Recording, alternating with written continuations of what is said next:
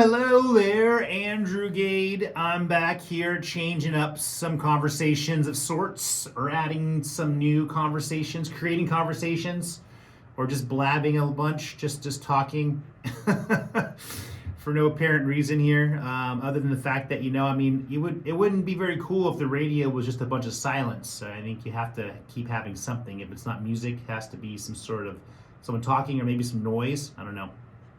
So yeah, we're gonna talk and make some noise today. I'm gonna touch base on a few things from last week here, but this earthquake in Turkey and Syria is the death toll now. I think it's surpassed over 40,000 deaths now, over 35,000 dead in Turkey alone. So obviously the majority of the deaths were in Turkey. And I guess it's the deadliest such disaster since the country's founding over 100 years ago. The death toll is almost certain to rise even further because they're still digging through all the rubble. Tens of thousands of survivors have left homeless. They're struggling to meet basic needs, finding shelter. This is wintertime, so obviously the bitter cold. So it's not a good situation. Millions of people are homeless. I guess it's a big mess. So, I guess it says here, confirmed deaths in Turkey passed those recorded from a massive earthquake in 1939 that killed 33,000 people. Remember, there was one like in 1999 that killed about 20-some thousand people. And in this last earthquake here, 47,000 buildings with combined 211,000 residents have been destroyed or so badly damaged that they require demolition.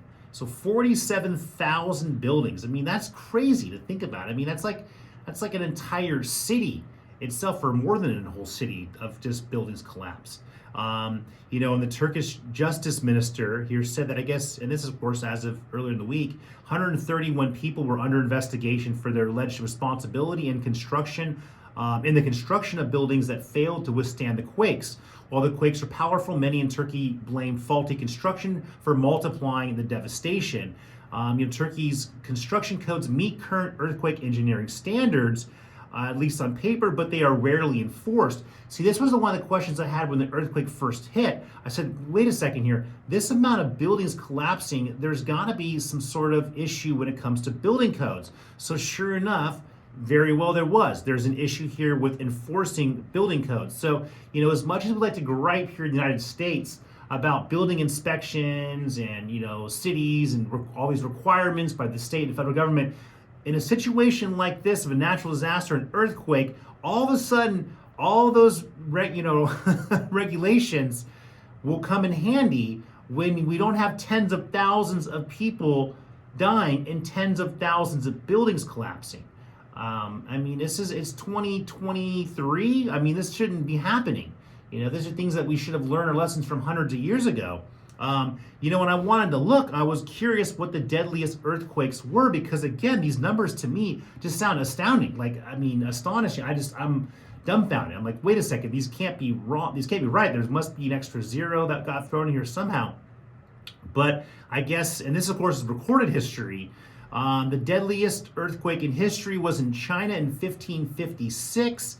Estimated 830,000 people died. So just under a million there. Now, of course, it's recorded history. Who knows that, in the past there was maybe more. But again, if we go further back in time, we had smaller populations and we had much less density. So the odds of having high fatalities and high death rates would probably be unusual, if not impossible. And also, they didn't have high-rise buildings back in the day either. So, you're not going to worry about a clay hut or a straw hut collapsing on you and killing a bunch of people. So that could be very well be a factor as well here. And I guess the second most deadly and fatal earthquake was in Port-au-Prince, Haiti, and this was in 2010.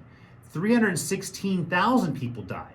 So that just is over a decade ago. I remember hearing about that, but I had no idea that the death rate and how many people died in that. And that's, again, kind of astounding based on how recent it was. And then looking at, there was a list compiled on the internet I looked at, and it was like the 25 top deadliest earthquakes.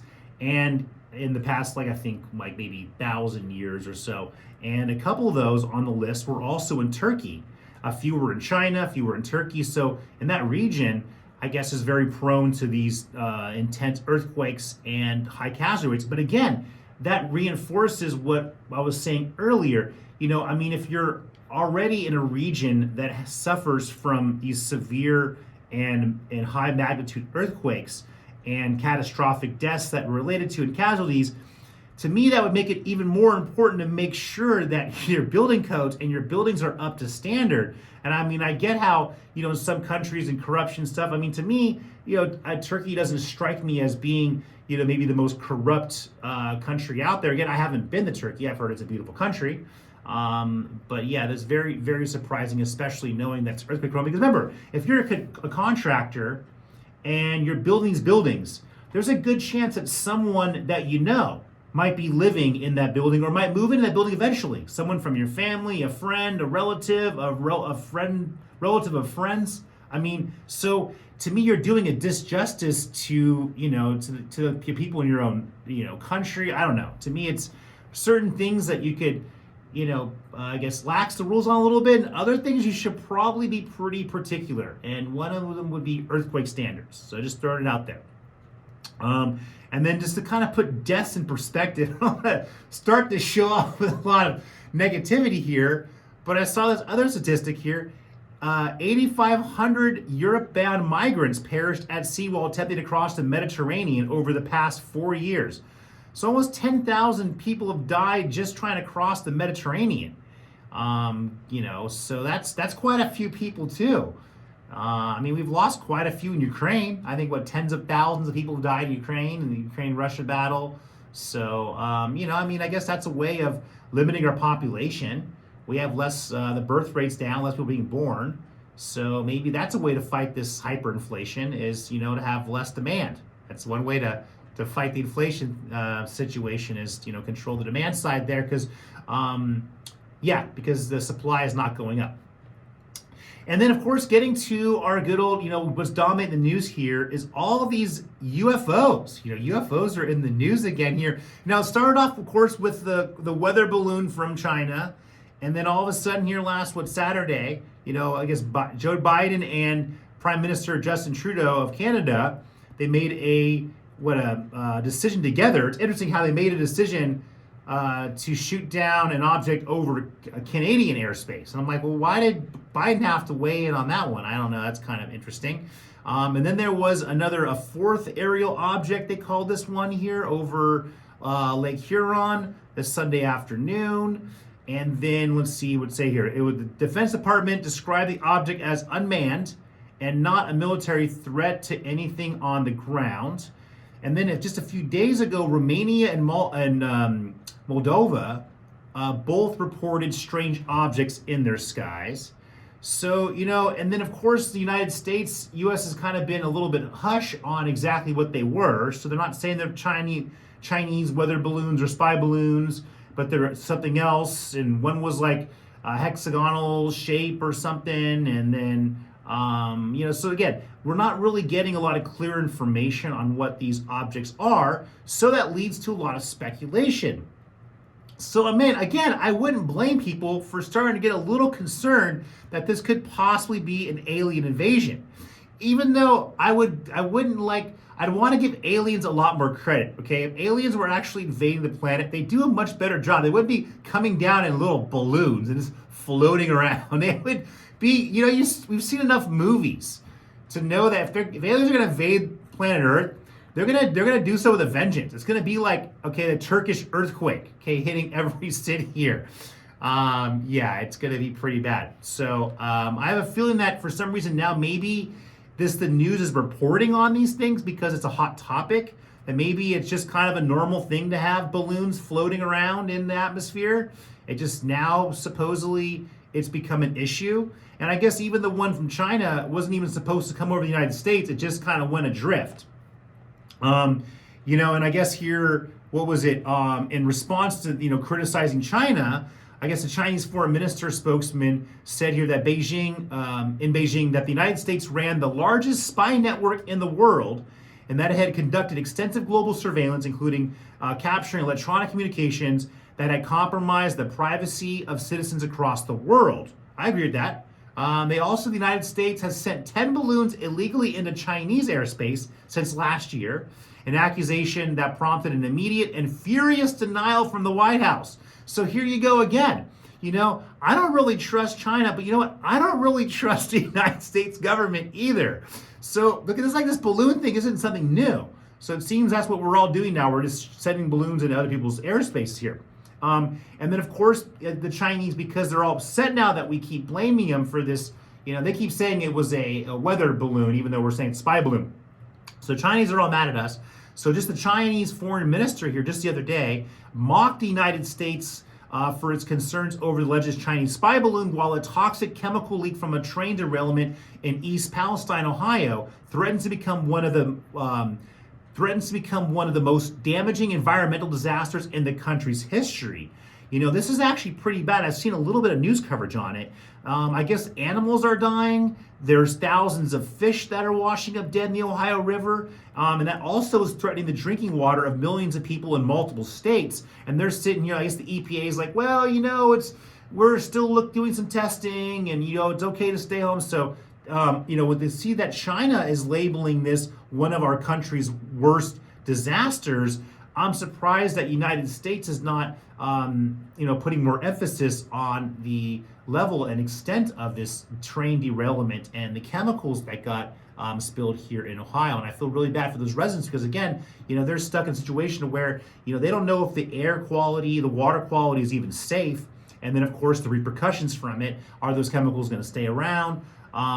So that's definitely not a good thing. And again, it goes to show here, we're having a lot of issues when it comes to our infrastructure. I mean, here in California, in Southern California, the tracks along Del Mar and the bluffs there, we've had to shut down the train for months at a time. I think it's not going to fully reopen until April. They got service back on the weekends. We have train derailments. Seems like it's an increasing issue because, again, I doubt we're spending enough money to make sure our train infrastructure, railroad tracks are up to par, along with our roads and bridges and things like that too. So America needs to focus on our own problems. So again, I think China has a good point there. So anyways, guys, we're going to take a short break and we will catch you guys on the flip side.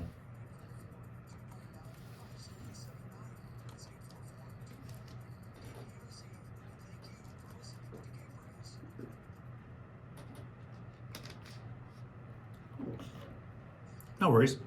It's like, that's a little different than normal, but okay.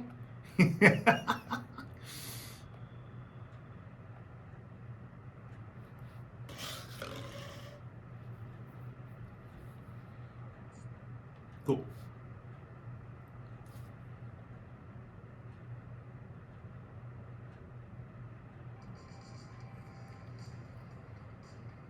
Welcome back to Change the Conversation on The Answer San Diego. Time now for more compelling content concerning the needs of San Diego. And here's your host, Andrew Game. All right, we made it back here. All right, so hope you didn't run away anywhere. Keep that radio on here, having a little good time on whatever time you're listening to this. Maybe Saturday night, getting crazy here. Oh, yeah, exactly. Toxic chemical spills and train derailments. Good stuff there. Yep. And so getting back here to international, because remember, we do share the same globe here with everyone else, all the other 7 billion crazy people running around. I guess the Finnish president said in an interview that he trusts that Finland and Sweden will be admitted into NATO by July, and hinted that he wants the United States to put pressure on Turkey to approve their membership bids.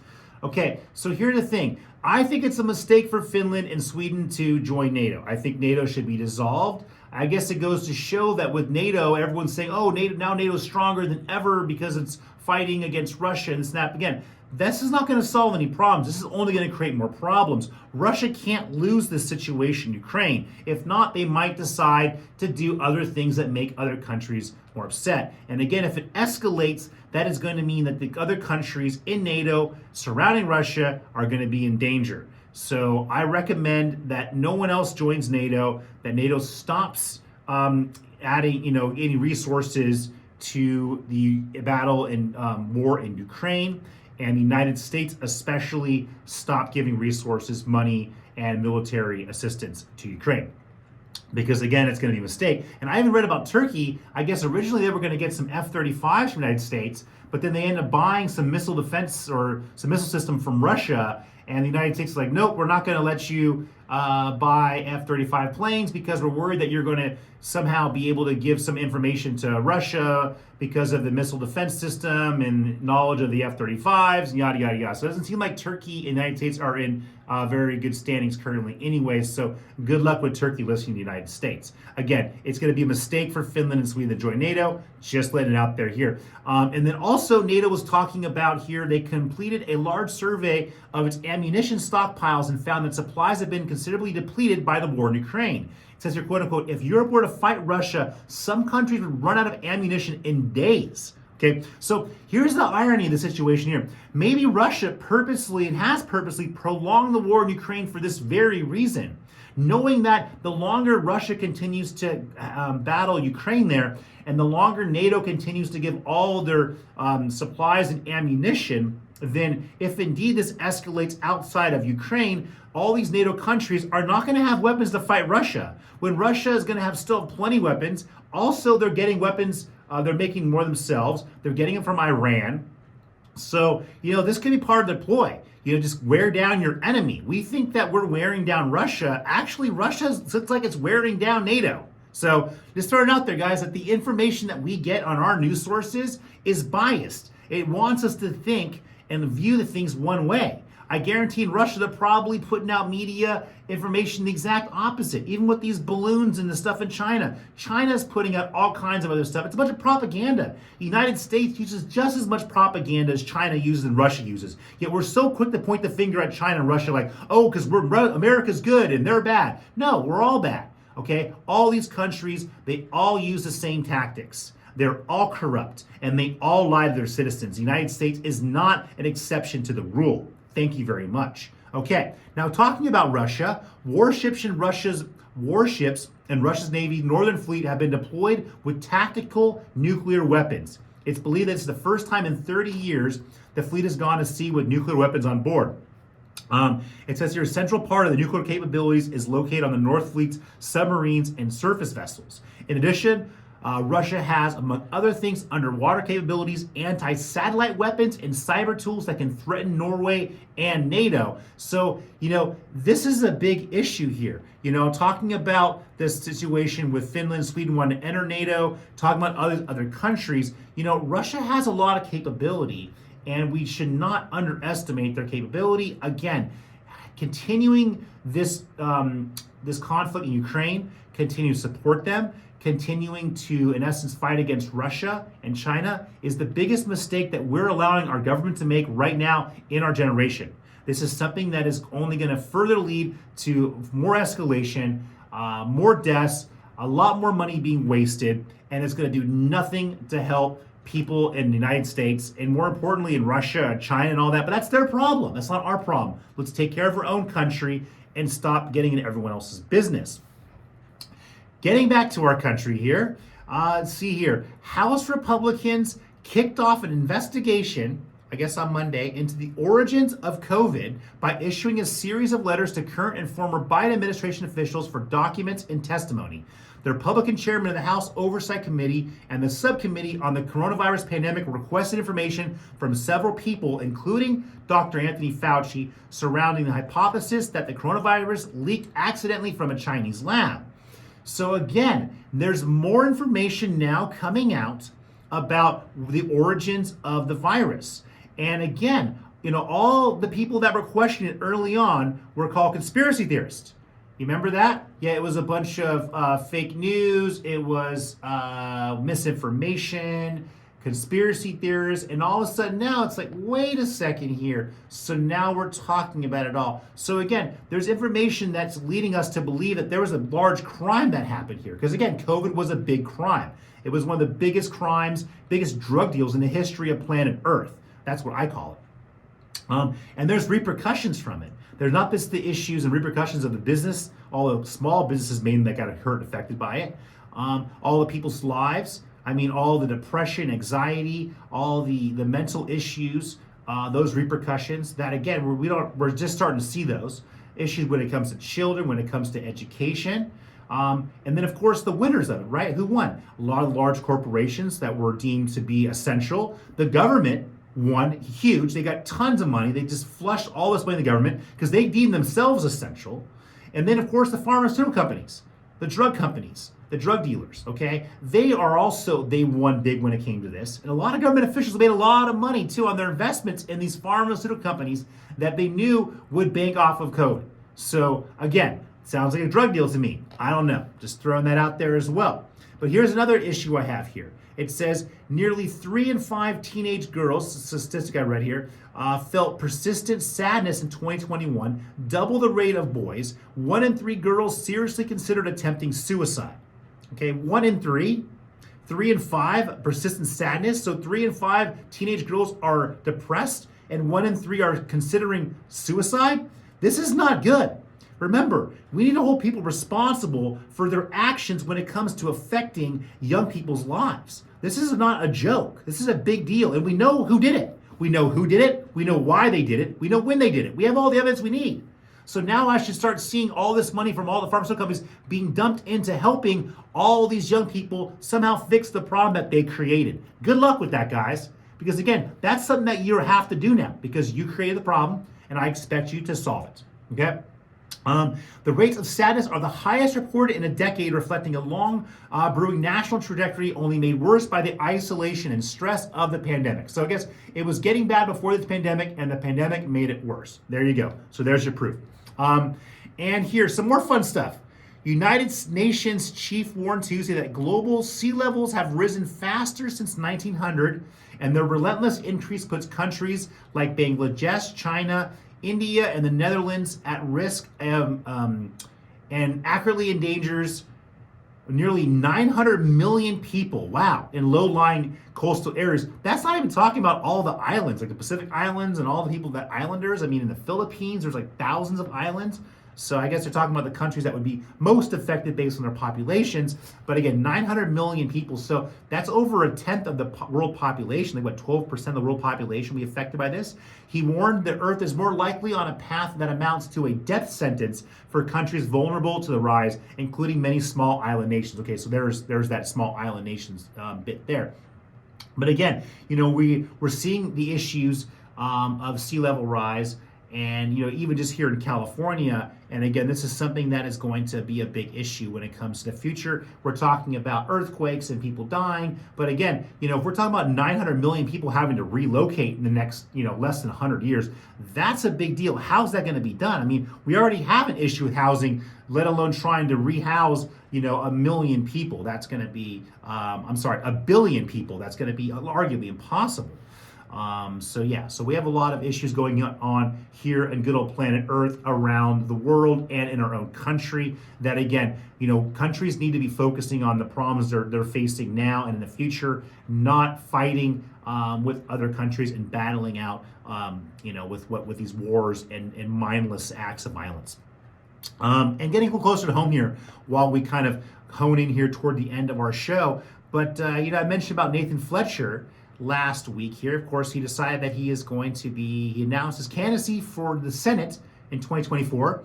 I guess he created an exploratory committee last year, had openly talked about running for Senate, and essentially began campaigning for it even as he ran for re-election for the county this last fall. So he was running for re-election for the county, already planning on running his campaign for Senate, because again, this was what proves, this is a big problem I have here. These politicians, they don't care about their current job. They don't care what they're doing. All they really care about is continuing to make sure that they have job security. What's their next job? So they're not even really sitting there paying much attention to their current job. It's all with the next job.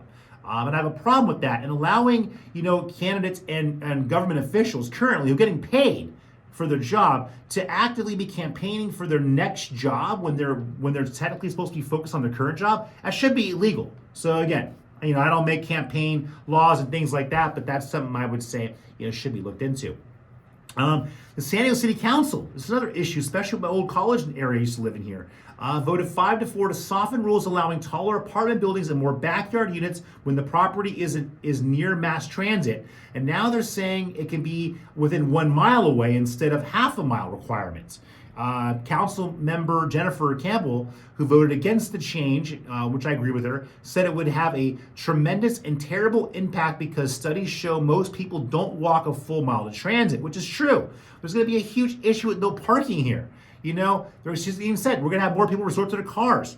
And that's totally true. We already have a problem now allowing new apartments and new buildings to be built with zero parking.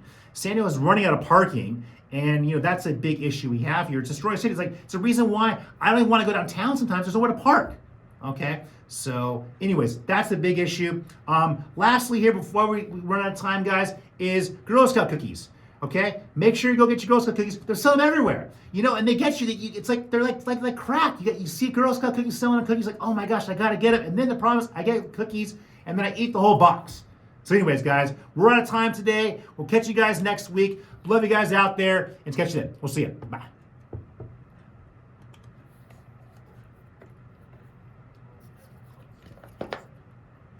Easy, yeah, because I was at like 12:40 and changed on the clock.